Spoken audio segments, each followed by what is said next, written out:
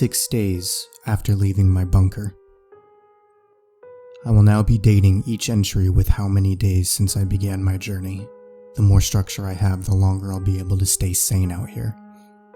I passed the faded "Welcome to Indiana" sign today near dusk. The further I head east, the stronger that radio signal becomes, which leads me to believe my broadcasting friend is either in or near DC. I wonder if it's a real person or a recording playing the message. It seems to be the same every time I hear it. Everything. Lie. The council using... based in DC. They used... Regardless of who it is, the more I hear of the message, the more information I have to lead me to the truth. But for the time being, I only have more questions. What did they have to do with the visions and messages we saw and heard? What are they doing with the people that went into the buildings before they launched those missiles?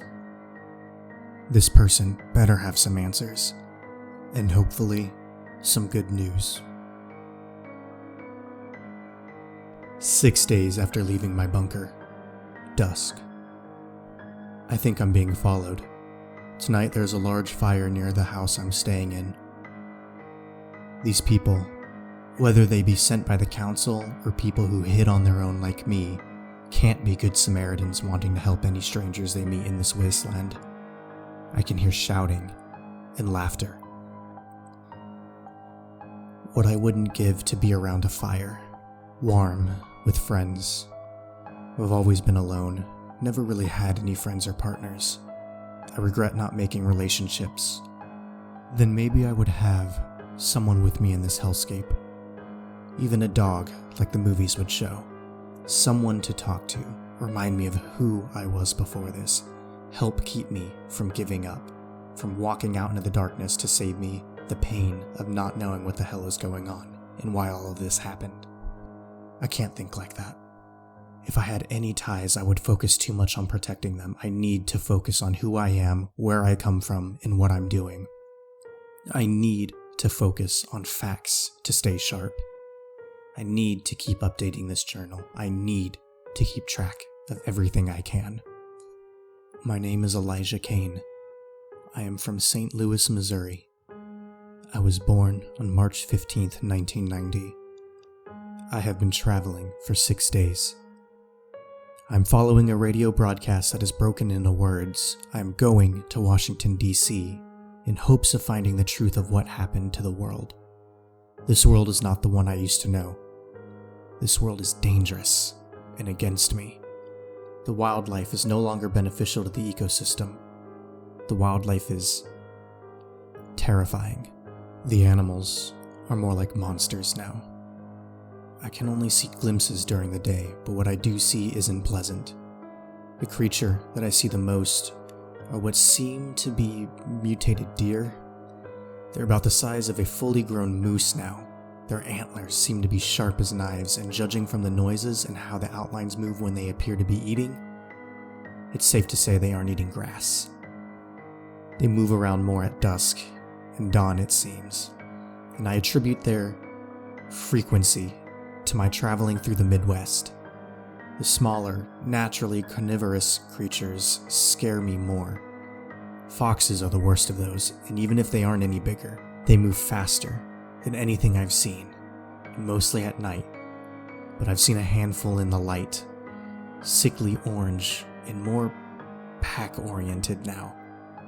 The group of them seem to share some form of hive mind now, moving in sync with each other, heading towards what I imagine to be their next kill. I'm thankful I haven't had any run-ins, and I pray it stays that way. The damn snakes are the worst. Every one of them is now on par with pythons in size, and they're apparently breeding like rabbits. Not only are they everywhere, but they're always waiting for prey. Sometimes I can see the outline of tall grass moving next to another silhouette, followed by a cry of pain, and then it vanishes. The snakes are the reason I've been walking on interstates instead of cutting through fields and forests. I would rather take extra time following roads than risking a surprise from one of those atrocities. I hope to any god that may be watching my struggle that I don't have any bad encounters with any spiders. I can only imagine what monstrosities they became. Basements still seem to be my safest bet. The deadbolts on doors leading to the outside and the ability to block doors and windows with the clutter make them ideal. I can still leave peepholes by the windows to keep an eye out in case my possible stalkers or any creatures make any moves. I may be in for a long night tonight. 6 days after leaving my bunker. Late night or early morning. I won't have to worry about the people in the camp anymore.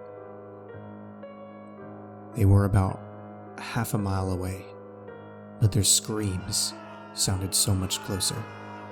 Blood-chilling wails and gunshots echoed in the flat land of the now barren state remind me that everything is different, and that I am truly alone out here. The shadows on the fire showed a film where men attempted to shoot and stab what appeared to be several very large bobcats, to no avail. This radiation affected more living things much faster than I thought possible. Whatever their intentions were, I can focus on moving forward and avoiding the wildlife now. Tomorrow, if the bobcats are gone, I may try to search the camp. Any supplies or information they may have could make this journey a lot easier. If I'm lucky, the bobcats will be full from their last meal and away from the camp tomorrow morning. Hello everyone, this is Magnetar. I want to thank you for listening to part 2 in this 3-part series. Please join me in the void by subscribing to this channel so that you'll be notified when part 3 is released. Thank you for your support. And remember, astrophobes be warned.